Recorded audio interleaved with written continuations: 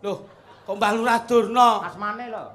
Nika lak wonten seratan ingkang sampun dipun pampang wonten lebetipun to. Oh, Pak Daruna. Nah, Pak Daruna mula nggih sak saged-saged wedal kula saged nderekaken panjenengan. Nggih. Njur tamba kangen kalian Kyai Ngandasuli. Oh, nggih. Mula Ngandasuli niki satu kebanggaan masyarakat Tulungagung yang selalu memprioritaskan budaya Indonesia. Tepuk tangan. Ngandasuli luar biasa. Kopi. Nggih. Pangapunten Den. Pripun? Matur sembah nuwun dumateng para-para piyai pinunjul. Nggih. Khususan wonten ing kapranatan kepemerintahan Kabupaten Tulungagung. Nggih. Bapak Marsono Lenggah, Bapak Ketua DPRD. Leres. Kalau Pak Sekda rawuh, Nggih. jajaran Forkor Pincam rawuh. Dalu niki insyaallah mengeti tasakuran hari jadi dan boyong bali desa sedayanipun tebih rubit-nir ing sambikala cinaketna rahayu wilujeng widodo salaminya Allahumma amin ya rabbal alamin. Kula percaya yen kalian jenengan nun sewu jenengan niku nun sewu piyayinipun menika cerdas. Yen kanggene kula jenengan niku gantenge lahir nganti tekan batin. Laire pun cetha jenengan resik putih dedeke ya kaya ngono gitu. Lemicara cerdas jelas dan akurat. Amin amin amin. Jenengan genah lamun to keturunane bapake tenan. Wah iki bapak ibu ingkang nitisaken kula. Lah sing meneng ae iki keturunane sapa? Keturunan apa ta Mas? Turwa. Kok keturunan Turwa ki apa ta? Ya padha turunane Pak. Oh sami to Gus. Jenengan gisine mesti ya luar biasa. Agak terjamin secara gizi itu terjamin. 4 sehat 5 sempurna. ASI dari ibu, air susu ibu. Lah aku sing paling sehat ya kuwi. Nggih. Lah kaite ora pinter ke apa ombene apa? Kula kleru kok. Apa Mas? Senes ASI kok. Lah apa? Asu. Loh. Asu ki apa ki? Asu ki air susu umum. Wow. Dadi riyen cilikane biyen cilikane sing ngemiki kula kathah, Bos. Oh. Nggih, pake sik melu ketoprak to. Buke ndelek ketoprak to.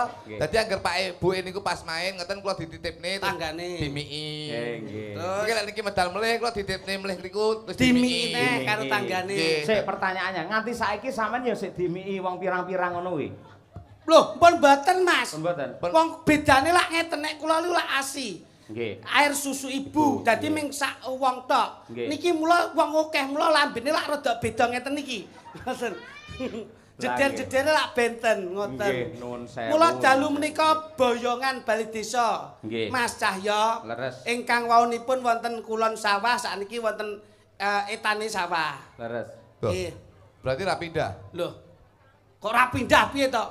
Lah mau ngapun. Biyen ki bali desa ning kulon sawah. Saiki. Saiki etane sawah. Ya ora pindah berarti. Loh. Pindah kok ora pindah. Kok kulon ngitan ora pundah piye? Nah, lha iki omonganmu lho. Lah niki boyongan bali desa. Biyen ning kulon sawah. Saiki etane sawah. Lah iya berarti ora pindah. Loh. Pindah iki kok. Kowe iki kocrok ajane iki. Biyen balai desane iki balai desa. Kulon sawah. Kulone sawah. Nggih. Saiki balai desa etane sawah. Nggih. Lah berarti balai desa ini panggah ora pindah iki. Loh. Pindah ki lho Mas. Omonganmu kuwi lho. Iki jane kocrok jane. Lho sing kocok iki sampean kuwi. Rungokno lho. Biyen balai desane biyen. Pripun? Biyen balai desane kulon sawah. Kulon sawah. Nah, kulon sawah iki berarti kan ya etane sawah. Piye tak kok bingung to Mas? Sing dimaksud ngene Mas Kluthuk sampean radong ya ngene. Wis ngene. Iki lak iki jenenge balai desa. Nah, di balai desa, wayang no balai desa. Oh, sik to upamane lho. Ora. Kulon ning kono to? Nggih. Nah, kulon ning kono. Biyen iki manggene neng kulon. Lah iki enek sawahe. Lah nggih. Lah terus dipindah neng etan sawah. Ngono lho. Lah mau lek omong ra ngono kok. Lho. Lah iya. Biyen kulon sawah. Balai desa. Balai desa. Kulon sawah. Kulon sawah. Saiki pindah etane sawah. Lah ya berarti bener. Saiki balai desa terus etane yo sawah. Iya, tik bener omongane kakangmu iki. Berarti ora pindah. Ora pindah iki kan ning etane iki lak sawah to iki. Biyen kulone sawah to. Kowe sing kleru. Nah, kowe kleru. Ganteng oleh pekok kowe. Iki jane sing edan iki sapa ta iki? Wong kula ki jelaske lho. Lah ya lek menjelasne piye? Biyen nika ngen panggenanipun bali desa kulon sawah. Saiki etane sawah. Lah ya padha berarti ra pindah kuwi. Mbok diwangi to Mas Cahya. Loh, lek tak nalar iki ya bener iki. Bener. Iki mau lho, kaya iki mau lho. Iki lak balai desa. Nggih. Lah, iki lak sawahe. Sawahe. Nah, iki neng kulon sawah. Lah saiki saiki sawangen. Nggih. Neng etane balai desa ki apa? Sawah. Lah iya. Iya ora? Lho lah iya. Piye to Mbah Lurah ki jan iki? Wis ngene, marai bingung ngene. Sing apik ngene. Piye? Balai desa, Iki balai desa. kulone Sawah. sing apik sawahe didol. Nggih apa? Nggo balai desa. Kowe iki asline sing mulek-mulekne ukara ya sampean kuwi lho. Kata-katamu ki aja mbok wene. Lah kepripun? Sing bener ki mbiyen kulon sawah, saiki etan sawah. Oh. Lek kowe muni etane sawah, berarti kuwi padha ora pindah. Wah ngono kuwi dibenerke wong adike ana salahe ya ana lupute. Kata-kata ki oleh. Kabeh ki saka logi kata-katamu bener ning kurang bener. Padha karo nun sewu. Apa? Ngarep omah karo omah ngarep. Nek ngarep omah Kuwi jenenge latar. Ning lek omah ngarep kuwi tangga. Wah, ya iso ya. Ya ora? Ya. Ya Serupa tapi tak sama. Ngarep omah karo omah ngarep. Kuwi beda. Ngarep omah kuwi halaman. Bener. Nek lek omah ngarep kuwi tangga. Terus terang kuwi ya beda. Terus terang karo terang terus. Nek terus terang kuwi kejujuran. Nek terang terus lampu. Loh. Sing aku takon. Lho, enek tetembungan kerja keras. Kerja keras niku ya salah. Kok iso salah? Sing bener ki keras dulu baru bekerja. Sik to nuwun sewu, para pejabat lek paring dawuh. Ayo, kita warga masyarakat kompak kerja keras untuk membangun Tulungagung. Ngono kae lho. Lho ngurung kerja kok wis keras. Kudune keras dulu baru bekerja. Tegese keras semangatnya, keras motivasinya, keras misi dan visinya apa yang harus kita sampaikan terhadap masyarakat. Insya Allah bisa terbukti. Contohnya kayak nggondo suli ing dalu menika. Tepuk tangan lho. Nggondo. Jadi kudu keras dulu programnya kudu keras. Ojo nyambut gawe sik terus programnya keri murat marit bos. Ojo ngandani kayak paling tidak ya piyayi cerdas lho. Paling tidak lenggahe ya sarjana ya dosen. Lho, lek bab ngene iki nuwun sewu, aku hormat karo Mas Kluthuk. Mergo realitane pancen ki pinter. Sing tak takokke, sampean mau lak ngombene ASI. Nggih. Ning tek kalah karo asu. Sik to bos asune aja menteleng ngono to. Ki mau ngombene apa? Ngombene apa? ASI, Pak. Lah iya sampean apa? Asu. Lah iya bener ngomong aku. Kae ngombene ASI ning kok kalah cerdas karo asu. Nah, iki lho. Asune sakmene iki lho. Rungokno iki. Ya. Ora masalah aku. Ngapa, Mas? Dadi penting kecerdasan itu penting, Bos. Rungokno iki. Masjid tingkat karo tingkatan masjid. Masjid tingkat karo tingkatan masjid juga beda. Beda. Masjid tingkat kuwi bangunan. Pondasinya. Pondasi utawa bangunane. Struktur bangunane. Nek tingkatan masjid ngibadahi. Masya Allah, bocah kok kaya ngene. Apa mbiyen ki guru ngaji apa? Ngaur ya, aku guru ngaji, Bos. Lho, tekan ngendi, Mas? Iqra siji aku lagi Iqra siji. Iqra siji. Aku krungu jare mondok barang sampean. Mondok ki. Alhamdulillah. Mondok ning pondok Ramadan iku sak ulang lho. Kowe lagi sini lho. Ini Mas Cahyo kesini tuh paling tidak kembali ke rumah sendiri. Rumah makan. Loh. Ke rumah sendiri soalnya garwane yo asli Tulungagung. Wis to. Aku ki bengi iki. Nyapa? Balik to? Nggih, no. Iki jane aku mau budal. Tanggung jawab tuh apapun resikonya. Ora profesional kuwi. Nah, ngono. Lah pancen wis saguh ya mangkat. Mangkat nggih mangkat, Mas. Tapi histori saya itu sebetulnya ada, Mas. Ngopo? Biyen. Kuwi Sik, atiku wis ra penak ketok iki. Kuwi nyapa? Karo aku. Loh, Biyen iki. Loh. Kene iki no. Karo Kesi kuwi. Wong iki kelasmu paling ya mbok yem bakul sompil Bandung kuwi lho. Kok dadak Mbak Kesi iki ra ya keduren gayo lintang to kuwi. Kowe iki rasa, Irun sewu. Lho, Karo aku suwi. Biyen ki kowe ora mbuteke banyu sing wis bening lho. Pacaranku ning Gunung Buldek lho. Karo iki. Kowe biyen ning dhuwur tengok-tengok terus tak jokrok ning glundung iki. Ditampani sapa? Oleh Mas saya. Kowe ora angger jeblas lambemu. Fitnahi lebih kejam daripada pembunuhan. Itu realita. Ora. Oh, sik realita. Ora guyon. Dirungokne piye akeh lho. Guyon Mas, guyon. Nuwun sewu. saiki dinalar wae. Bu Kesi iki ya ayu, suarane apik, tur ya dosen. Mosok dosen secantik itu entuk mung sak gemuk kaya ngene iki. Kan enggak masuk akal. Mas Cahyo. Ngopo? Saman berarti tidak pernah mendengarkan kata-kata bahasa Inggris. Pripun, Mas? Beautiful because of love. Wah. Edan pangan ampun dong jati kak. Dek iki mangan tung jati to isu tak tadi kubu-kubu. Kuwi ra metu iki. Lah yo kuwi. Iya. Loh, ya nemu ae. Piye. Loh, balen si apik iki, kata-katane apik. Kata-kata bahasa Inggris mengatakan beautiful because of love. Beautiful because of love. Cantik tuh karena cinta, tampan tuh karena cinta. Wingko katon kencono katon wingko. Elek kaya ngapa rupaku. Ning lek Kesi tresno karo aku, paribasane dijejer karo wong ganteng pedhot Mas Musa. Loh. Jangan dilihat casingnya. Aja didelok jabone ning delok jerone Mas. Bahasa Inggris mengatakan don't look from the outside but from in the heart. Oh, loh, kaya ngene iki lho. Bocah. Artine apa? Loh, engko tak WA, aku dhewe lali iki. Lali. Ora paham ya dadak.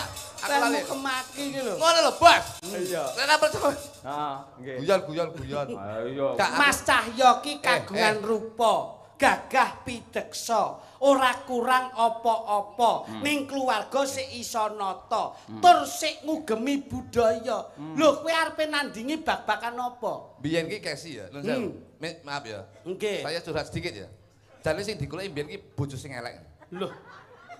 Kok menyadari nek sampean digoleki bojo sing jelek ki ngopo? Mergo lek pengen biyen tau cerita, aku jane pengen duwe bojo elek Mas Kluthuk. Sebabe Mas Kluthuk. Mergo lek bojo ganteng. Piye Mas? Kesi muni piye? Mergo lek bojo Kesi jejer. jejer karo aku. Terus muni piye Mas? Aku pas pacaran ning kono ning pantai. Kok gandeng tangane piye? Tak gandeng tangane ngene tok. Terus Kesi rasane piye? Kok gila nih Sis ya. Malah kowe sing nafsu. Aku ki mbayangne. Bayang-bayang nyekel tekan kono. Oh no. Eleh. Iki sing jenenge bertepuk sebelah tangan ngene iki. Napa? Apa iso? Lah iya. Ngene. Lah iya. Tegese kowe iki tresno karo Bu Kesi. Ning Bu Kesi aku yakin seyakin-yakinnya sama sekali tidak ada terbersit rasa cinta kepada seorang Jo Kluthuk. Mesti ora enek. Buktine apa? Bu Kesi, jujur lahir batin iki ning kutamu. Sampeyan milih Cahyo Kuntadi apa dapure sing kaya Banyuwangi iki? Lho ora sadar modele kaya tenor. Iso tenor ki dikineteske. Yo kedram. Oh, sik aja nyaru-nyaru wis. Buke sing ngastomik. Ayo men disekseni piyai sakmene lho. Ayo iki ning Tulungagung lho iki. Enek mara sepuh lho. Ayo coba. Lek nganti kowe milih Jo Kluthuk nuwun sewu, sisan tak ulihke ning tegir campur darah. Bilang sing jujur ya, Yang ya. Aja nggatekne gurem ceceker. Ayo. Aja galekne tumong gremet. Aja nggatekke kong kang mangkung sadroning leng. Kodhok ki suarane banter ning renek dayane. Iya. Ora mbok bales, aja kaya lawa sing gemandul tok ngono. Yes kuwi. Kae. Mesti nyapet nyawang aku iki. Kelingan biyen to awakmu. Lah, ya rupamu kaya jeding lho kok iso. Raimu ciduk. Lah ngrasake tembagus. Wong loro rombongan toilet bae. Lah iya. Oke sih. Dalem Mas Cahyo. Ayo, sing ndi sing kok pilih? Nyuwun sewu saderengipun Mas Cahyo Kuntadi. Ora perlu dawa-dawa, langsung bae. Jujur kita. Yen aku jujur sampean ora nesu to? Ora ki ya halus nadane ora. Lho, sing jenenge imam rumah tangga kudu tegas. Ya duwe gawan emosi kuwi kok. Nika kula badhe crita sekedhik. Apa? Ning niki namung masa lalu nggih Mas Cahyo. Lemben-lemben roti-roti biyen-biyen saiki. Yen panjenengan ngersakaken kula matur jujur, berarti kan kula menika kalih panjenengan mboten enten rahasia. Kula keni pancen nalika semanten nalika kula tasik manggen wonten Kentrong, kenal kula wis suwe banget zaman SMP ya Mas Kluthuk ya. Terusno critane terusno. Aku tahu Modele kaya gayor. Terus, ayo. nek sampean gak nesu tenan to, Pak? Ayo terus. Kayak kernet terus. Biyen jujur wae seneng aku kan dolan ning pantai. Lah Mbah Wagiman bapakku kan nelayan tukang jaring iwak. Lah Mas Kluthuk kuwi cilikane mbiyen ya seneng mancing. Buktine saiki storine dheweke ning ngendi-endi anggere prai tanggapan mesti mancing ya toh? Awak mesti ndelok storyku ta, Pak. Kunjing langit kelap-kelap katon. Urung Mas. Urung. Risang maweka. Matur suwun Mas Ayo, kemarin kula kondur. Prabu Dasamuka. Melek omripatmu Narendra saka Pancawati Prabu Rama Wijaya titisih Bathara Wisnu. Ripalungguhan iki gandeng piwani bradat rekian Sinta. Aja takon bisa ketiban wujude Guwa Wijaya ing kene dalan patimu. Anoman. Anoman dasmu. Kok Anoman matamu? Rama Wijaya. Rama Wijaya kok Anoman piye kok iso? Lho kuwi Anoman tok. Kok iso Anoman iki ora Awet ora. Ora ngawur. Piye? Tapi jujur saestu to Mbak Kesi, rumiyin ngoten nggih. SMP aku sik seneng mancing. SMA. Jenengan SMA, kula SMP. Sing tak gonceng Fish Air mbiyen. Iya, motormu anyar. Lah kula kan nggih dijak Mbah Wagiman teng pantai teng laut. Lah Mas Kluthuk menika nggih mancing, kula ketemune teng pantai niku. Terus Mas Kluthuk nyedaki kula ngeten, kok enek bocah cilik rambute kriting rupane ireng ning kok manis. Aja digandeng. Kriting karo ireng aja digandeng, kriteng nanti ya. Karepe ya gupuh kok. Kriteng iki. Bu Kesi, kriting tur ireng. Kowe omong ning sandinge Kluthuk kok grogi iki nyapa? Ya setelah itu masih ada detik apa jenenge jantung cinta terhadapku. Pancen jujur mawon, cinta pertama kula jatuh kalih Mas Kluthuk, Mas Cahyo. Kok.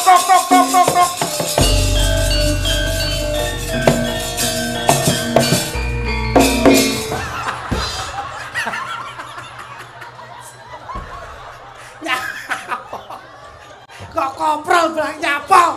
Bahagia. Rasa balik. Duduk. Mas Jo Kluthuk. Enak kok. Ning Jawa kuwi ana pranata. Aja nganti kalah dadak, kalah dodo. Oke. Wong lanang bakale muring rasane sepisan dijawat bojone, loro dijarak anake. Guyuse. Mandek. Aja ngguyu. Leh mung ngguyu abakmu tekan kene. Aja meneh kok awakmu aku dhewe ora betah. Mula kang mangkono ana tetembungan sedumuk bathuk senyari bumi. Banjur karepmu Sukesi ndak ulungake kelawan kowe lamun kowe pinter nglangkai bangkene. sapa? Pak Lurah kene. Nyapa kok dari Pak Lurah iso? Nglangkai bangkene Cahya Kuntadi. Saurana. Yen Ya. para nyata. Ya. Ya piye? Kok iya gagah? Ya. Kono gagah kok bagus aja nganti. Ya. Kene. Ayo. Kowe ora kulak. Yo. Kowe ora kulak pawarta adol pangrungu. Ala tanpa rupa aku duwe kadigdayan linuwih. Saben esuk aku mesti ngombe susu. Apa sing kok ombe? Susu mbok pamerane amrang aku. Iki lho. Aku adae. Kok adae iki berarti kaleng kae kok iso. Kondang kaloka dadi dalang asring digiyarake ana ing layar kaca saben bengi YouTube mesti nayangke aku. Kondangmu sepiro? Disiarne TV YouTube lekmu bangga. Iki lho. Jok Iki lho. Yo jok luduk. Disiarke ngendi kowe? Masjid. Kok Berarti kowe ya lelayu kowe. Eling aku iki Banyolan iki eling aku. suaramu kaya bledek. Kaya bledek. Apa mbok kira aku gigrek? Apa mbok kira aku wedi?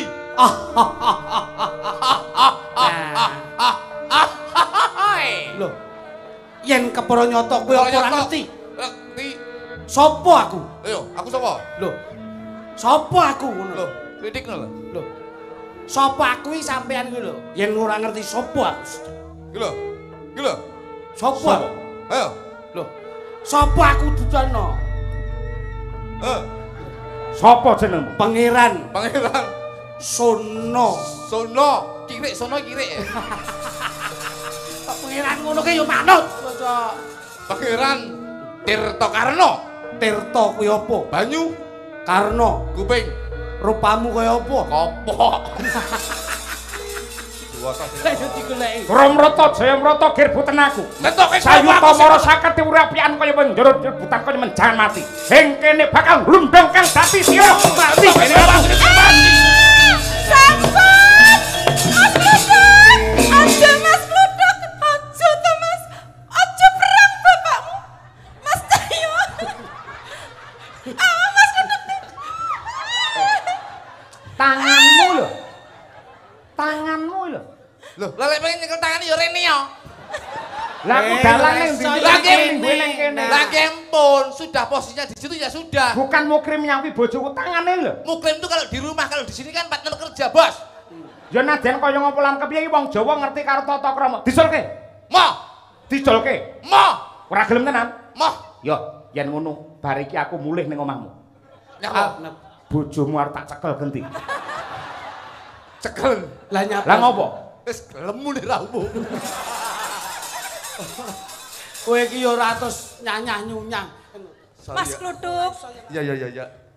Mas Kluduk ngapunten. Malah ayu men awakmu. Lah iya, aku kangen jaman nalika cinta pertamaku karo sampean ning Pantai Brumbun. Ning Brumbun. Terus bar kuwi dolan ning Popo. Ning Gerangan. Ning Gerangan. Terus dolan ning sini. Terus iya. Terus aku mbok tembangke kae, mbok urak-urakke kae. Duh, wong ayu, didindingi kuwi. Kayak duduk kaya ya kanca enggi sik gembira iki. Ngawur e dudu kok. Tembange kuwi. Ora iki jane Ayu, sampean gandrung aku to Mas Kluduk. Aku kangen mbok gandrung kaya ngono kuwi. Kuwi gandrung zaman semono Cahayu. Dudono. Yen saiki aku bakal gandrung sesuai dengan zaman sekarang. Bukesi. Pripun dalem-dalem. Aja kok gandrung. Yen gandrung karo aku pas. Yen karo Kluduk aja digandrung. Lah piye? Gandringen ae. Gantri kok pitik ngono. Guyu omongane wong Nyuwun sewu Mas Cahyo. Mpun ngoten kan iki namung mengenang masa lalu. Kula kalih Mapih as. sejatine Kesuksesan pentas itu penting. Iki mateni dagelan hukume pirang tahun ya? Ora usah mbok pateni Mas, iki tuwek mati dhewe to iki. Ngono. Nyuwun sewu Mas Cahyo, sekedap mawon. Pumpung kula ketemu kalih mantan pacar kula. jam nduk. Nggih. Ayo Mas gandrungen aku kaya jaman biyen. Duh wong ayu. Ngono kalau lagune Nyidam Sari ka lho. Rungokno, suaraku mbiyen cempreng ting saiki suaraku rada penak sakwise aku latihan ki 2 minggu iki mung tak persiapkan untuk ketemu kamu sayang. Tapi lagu sing spesial kanggo mantanmu apa, Mas? Ungkek. Ungker. Ungkek. Aja ngilani ngono kuwi, gak aku lek ngono kuwi. Kowe ora spesial kok iso. Gandengen tangane gandengen. Ini sing nembang Bukesi, sampean oleh gandeng olehne sing nembang Bukesi. Nyapa? Aku ngerti suarane Mas Kluduk. Biyen sampean ngrungokne suaraku lelek, Mas. Saiki njen mirengne. Apik? Lah, njen mirengne. Karo 5 menit, ayo. Ujane Iki kaya bablan kono injury time. Nyuwun sewu nggih Mas Cahyo. Sepisan iki tok wae aku tak kangen-kangenan karo Mas Kluduk. Sak teruse ya ora apa-apa. Mas. Romo ning Lenggang. Nyuwun sewu Mbah Wagiman. Bapak biyen calon mertua. Mbak Wagiman mangkepruk ndase niku, Pak. Sakno iki ora umum kok. Biyen iki. Biyen piye? Aku pas dolan ya, pas apel, ora disideni karo bapake. Perkarane apa, Mas? Ya gara-gara kan ora seneng karo aku. Sebabe? Ya aku mergo dagelan. Nah, terus Cita-citane Pak Wagiman kan pengen duwe bojo dalang, mati dagelan, dalang. Akhirnya setuju karo aku to. Terus Pas turu tak colok kacamatane biyen. Oh. tak kira Calon mertua biyen. kowe engko Kanggo yo. Duh. Sing bawa aku. Nggih. Rungokno suaraku. Pripun Mas Kluduk? Ayo rungokno. Aku totok linggo ning dhuwur watu pantai Brumbun kae ya. Terus tak keroki. Gegermu Ngangge beling. lah kok metu nomor iki. Iso-isone. Coba lagi. Anda belum beruntung. Nyapa melu-melu. Kok jare ora padu. Ya. Duh. Ayo Mas Kluduk. Suaramu sing apik. Suara ngombe obat sih. Apa nek nyuwara iso duh. Ngombe obat sih. Duh wong ayu. Biasa, ngono suara dalang biasa. Duh wong ayu. Duh Mas Kluduk, sewanten panjenengan mboten malih sik merdu kaya jaman biyen awake dhewe pacaran ya Mas. Suaraku ora malih, tresnoku ya ora bakal malih diajak. Masya Allah, senadyan to aku wis digarwa. Masyaallah, barakallah, astagfirullahaladzim. Barakallah. Awake dhewe iki pas kaya pasangan ustazah karo ustazah. Iki panitiane kok ora golek dagelan sak komet apa sapa ngono ya. Wis payu kabeh sing ora payu aku kok. Ayo aku digandrung meneh. Iya, heeh. Pepu janing ati. Maaf, suaraku enek radang tenggorokan. Mas Kluduk, Piye? coba sampean nembang maneh kok. Kaya Kok ora bareng Mas? Lho, Iki nun sewu. Midele iki truk dile. Nek tak cek sik, njajal watuk. Ayo, watuk neh. Nyuwara. Nembang ki lho maksude. kaya ngene wong nandang asmara. ya iki lho sing marakne atiku gogrok Mas Kluduk. Mas ayo aja nesu ya Pak. Mas Kluduk.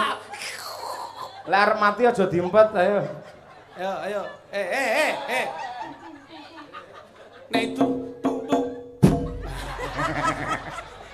no. Kok sampean ki ket mbiyen ajek lucu ngono lho Mas Kluduk.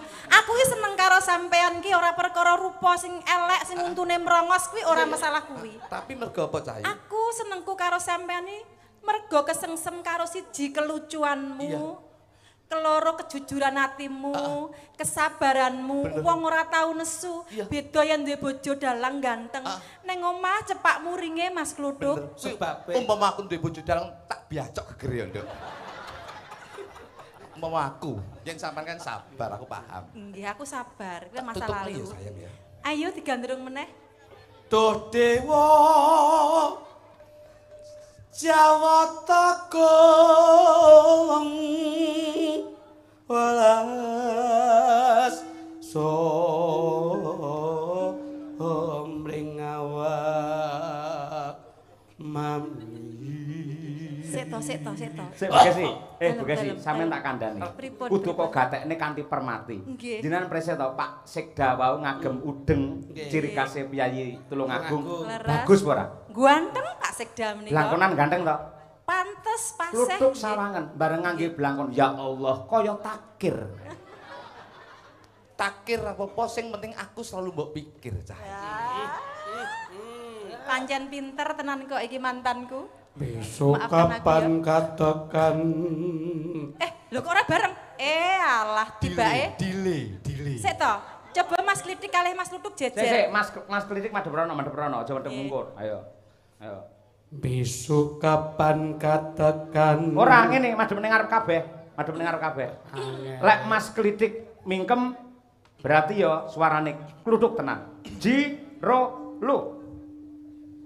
besok kapan katakan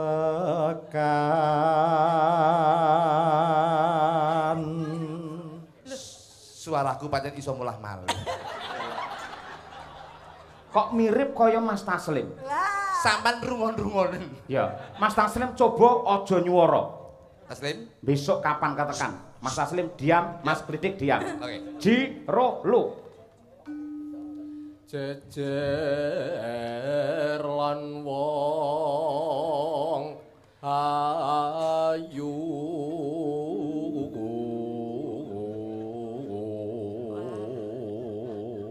Kabeh meneng, saiki sampean tenan tak tes. Madhep rono ya. Ta upama nonaku udo do Watu kok ndalang nyapa to jane? Teng ngerti lek sing nyora aku. kok boloke watu ondalan. Ayo kewajiban. Golek anake tak balang kambil lho iku ora. Ngono. Ayo Mas Kluthuk. Jejer lan wong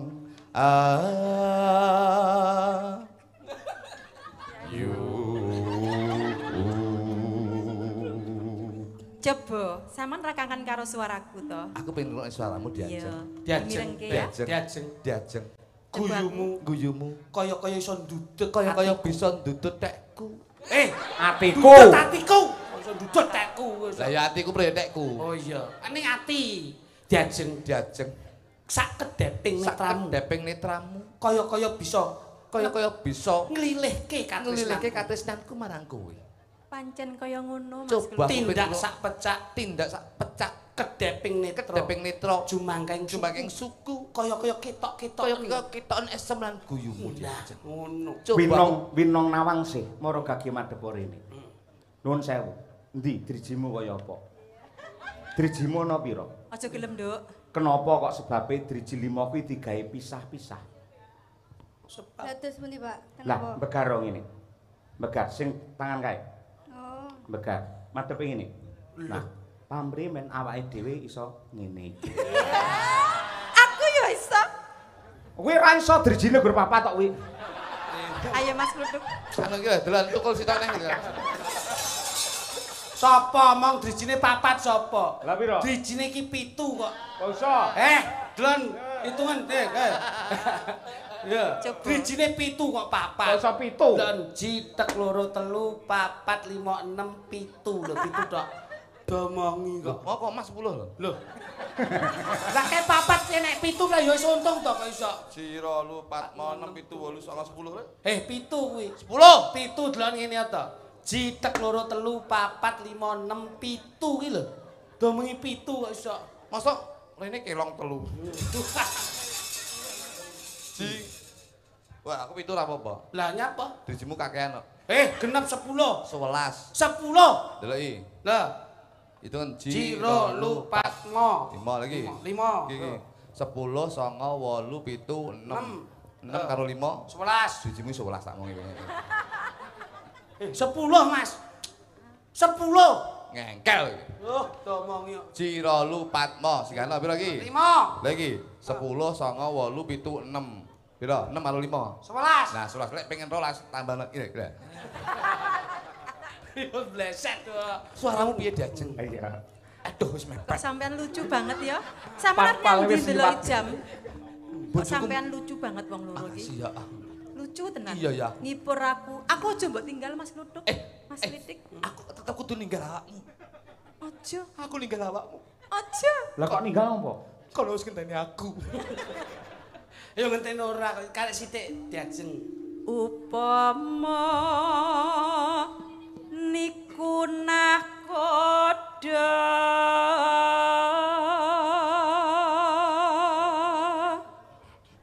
tanpa prau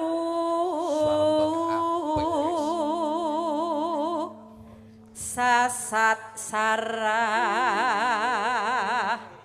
ing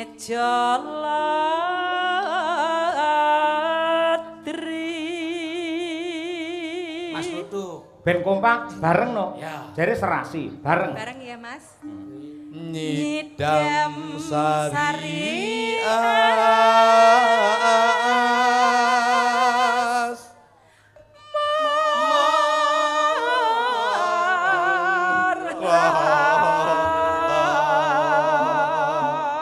diajeng lembango ya. Aku tak ngrungokne lewat streaming ya. Aja. Aku rasa. Aku joget ana sak nyidam sari wae Mas Kluthuk ben mari kangen aku pengen memori nostalgia ning Pantai Popoh ke lho. Pengen piye? Numpak perahu, Iya. Wong loro. wong loro. Terus sama nyemplung. Sampeyan terus klambimu teles berjemur di pinggir pantai. Terus Nggih. loh, lah kak enek penyu aku. Kok penyu. Lampine. Lah keprok. Berjemure wong kurop. Ana penyu iso. Iya. Dilanggamke engko Siap. ana tulung agungane. Nggih, Oke dipun mitre mawon nggih. Nggih, Gus. siap. Siap. Upama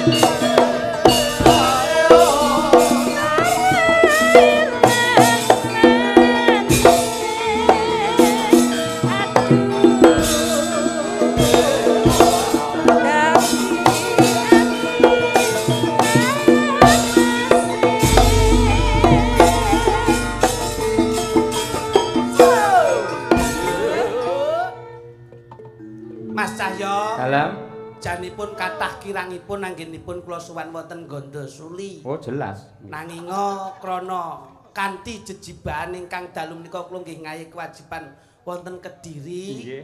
Pramila nyuwun duka ingkang kathah, nyuwun lumebering samudra pangapunten ingkang tanpa upami. Nggih. Mliginipun sedaya para piyayi agung Gondosuli khususan Mbah Daruna, Mbah Lurah, sedaya panitia lan perangkatipun. Nggih. Insyaallah pinanggih rahayu, amin. Pinanggih barokah sedayanipun. Amin ya rabbal alamin. Mas Gluduk, Mas Klidik, sesuk menahi lek nampa calangan ketemu aku ya aja ndobel. Sesuk lek nampa job siji wae. Iya siji ning kene siji nek kono ngono lho. Ngono jenenge Murko. Gak. Sesuk aja mbok baleni lek ketemu aku cukup nampa job siji karo aku wae ya. Iya, maaf ya. Tenan lho ya. Ya Mas Klidik. Terus ya, tetep tak panteng istri. Kok sik aja metu sik. Iki ben langgam sik, lho. Kok sik. Kok sik ngene lho, langgam to. Rampung langgam Bu Kesi geser, terus Mbak Tutik, terus Mbak Mira karo Mbak Wanda berdiri jenengan set. Oh ngono ketok. Pakai haluan. Apik. Pakai haluan. Heeh, haluan. Wah, aja goblas gabrus kaya Harapan Jaya dek ngi ngarep pom ngono kuwi to. Goblas gabrus wae. Nggih. Sing apik Bu Kesi nggih, sing sae. Badhe dipun jogeti kali Mas Kluthuk nggih. Tur dasaripun menika live streaming nggih to. Nggih. Ayo kendang.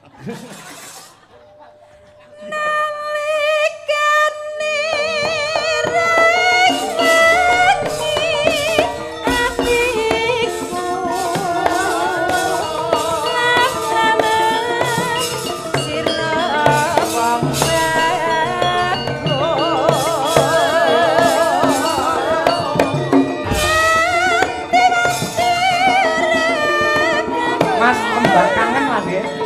Kembang kangen. Saking panitia Gondosuli. Bu Kesi mundur.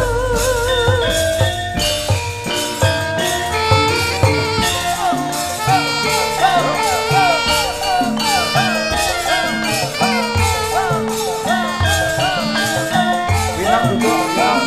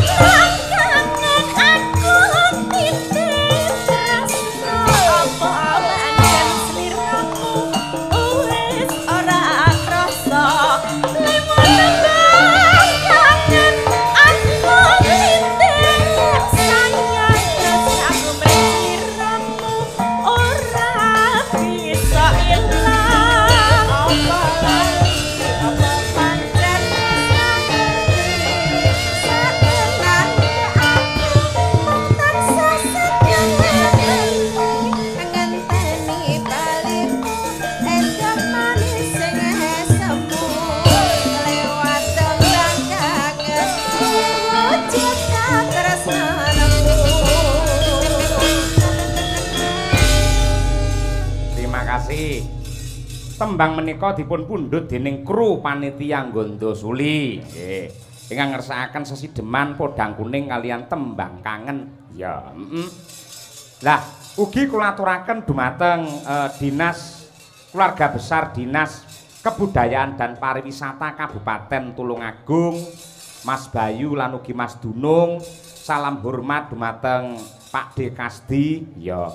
lan ugi para pepunden dalang ing wewengkon Tulungagung. Salam sungkem kula katur. Gandeng Tulungagung mendapatkan prestasi warisan budaya tak benda ya kuwi jaranan Senterewe. Terus lah iki ana sinden bocah Tulungagung Limas Ayu Winong Nawangsih. Men ada apa wi jenenge ana sambung rapete karo penghargaan Senterewe dheweke ya ben jaran. Oh iya cah Tulungagung. Niwong ya niwong. Delokane pancen niwong. Cublak suweng ya jumeneng Winong Nawangsih. Hoe.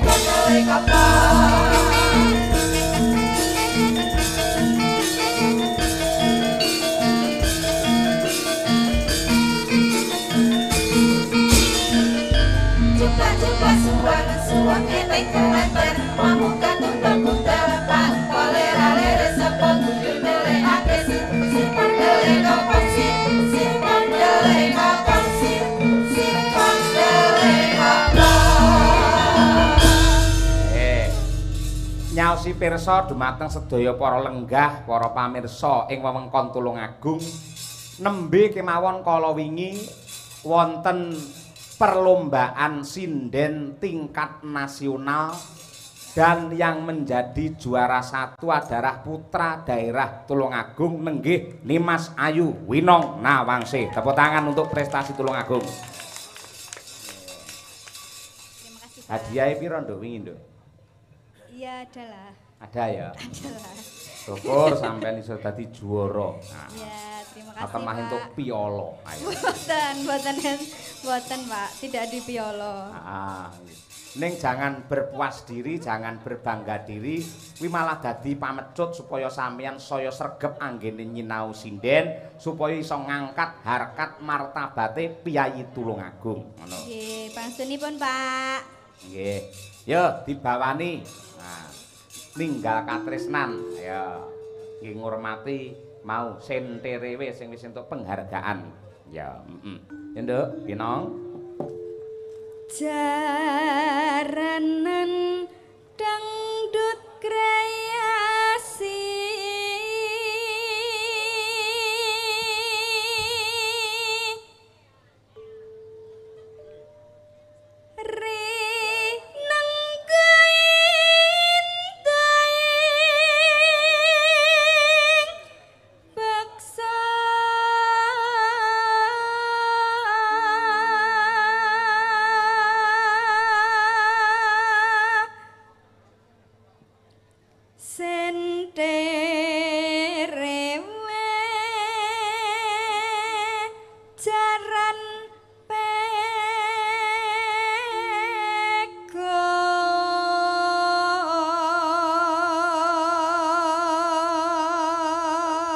Tembang menika ugi kula aturaken dumateng kadang-kadang kula adik-adik kula saking paguyuban dalang muda Tulungagung Paku Datu. Wah iya, sing wingi bengi ya bar pentas Hari Wayang Nasional sukses meriah bermanfaat. Tetap semangat Mas Seto dan kawan-kawan. Ya. Nduk. Luwes Mas nuju prana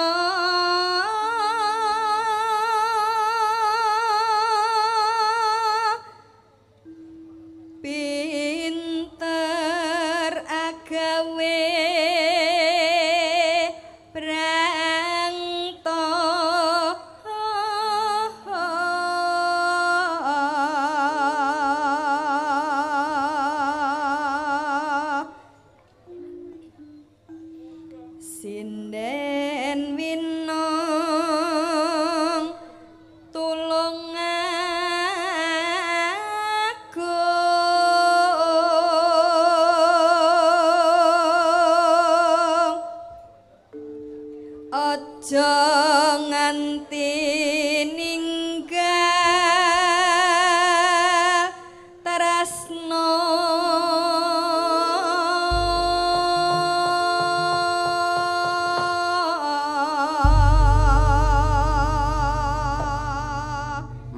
sembah nuwun.